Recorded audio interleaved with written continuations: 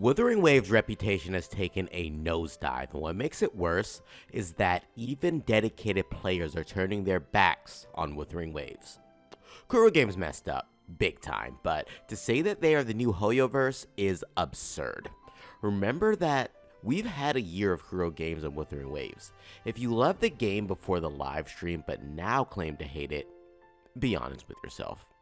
My name is Void Enigma, and I'm here to remind you all of just who Kuro Games is and why Wuthering Waves still deserves us. I normally wouldn't even be making a video like this, and I just want to remind you that I'm a 100% an advocate for Wuthering Waves, but that does not cloud my judgment on the facts of the matter. My past 3 videos alone address my disappointment in Kuro Games' anniversary reward. Now, I'm not biased or blinded to facts. I, along with many other content creators, agree that the rewards of the anniversary are pretty bad. I explained how Kuro left themselves vulnerable to criticism and downright scrutiny. As Hoyo shills bashed the game, this was the vulnerability that allowed these Hoyo shills to really ridicule Wuthering Waves, and that's exactly what's happening.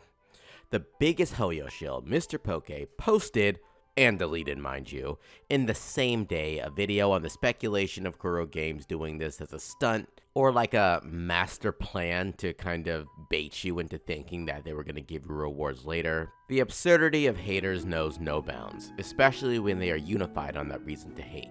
And if that was their plan, then they failed majestically. Now, Wuthering Waves has been a game changer in the gacha space. It's shown that a game can continue to get better and evolve with its players instead of staying stagnant in the same since launch. I've always enjoyed playing this game since the second beta, that is, and I will agree that there has been some lows, but there have definitely also been some insane highs. Remember that the game launched in a buggy mess, but they turned that around and the rewards kept players engaged. You can argue and say that it was a bait to keep players involved, but it doesn't change the fact that they were quick to respond to these changes. I'm talking about 24 hours update, hey, we messed up, let's fix this issue. It goes without saying that Wuthering Waves is super responsive to anything that goes wrong in their game, and that is something that we as the players can appreciate.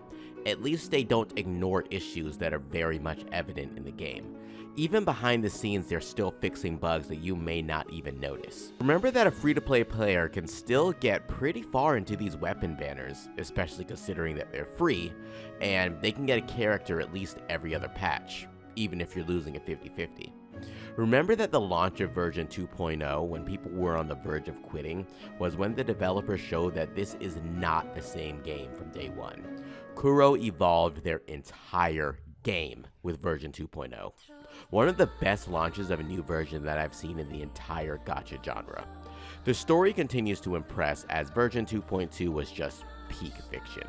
For the first time in my life, I almost shed a tear, a singular tear, in a gacha story.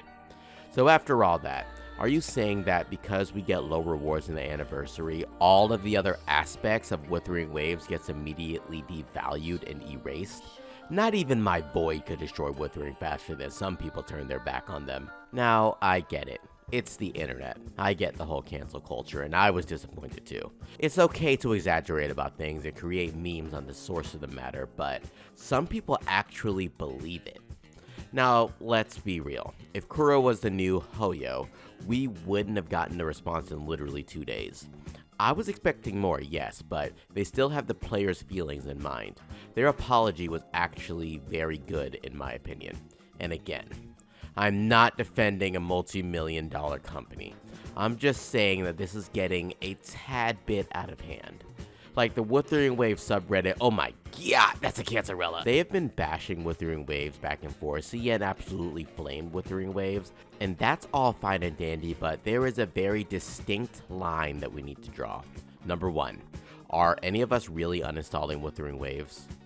Number 2, don't put the generosity from the devs of Hoyo and Kuro on the same scale. Like, that's just so far from the truth. Like, evidence of the good faith in Kuro is coming from Japan, as evident from our native Japan CC, Ryuku, because they loved the anniversary livestream.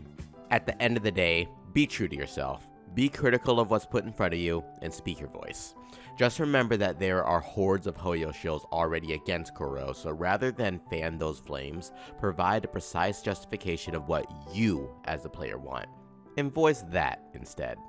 If Wuwa decided to take the path of Hoyo, we would lose the innovation, the great story, the amazing combat, and the evolution of the game. When 3.0 drops and the new Federation hits and Wuwa is again exceeding our expectations, just remember one thing. They may stumble, but at least Kuro listens, and that's more than what most devs can do. So let me know down below, am I the only one who's a little bit disappointed in Kuro, but I still back them 100%? Let me know in the comments down below. Go ahead and subscribe and like the video. Thanks so much for watching, and until next time, Enigma out.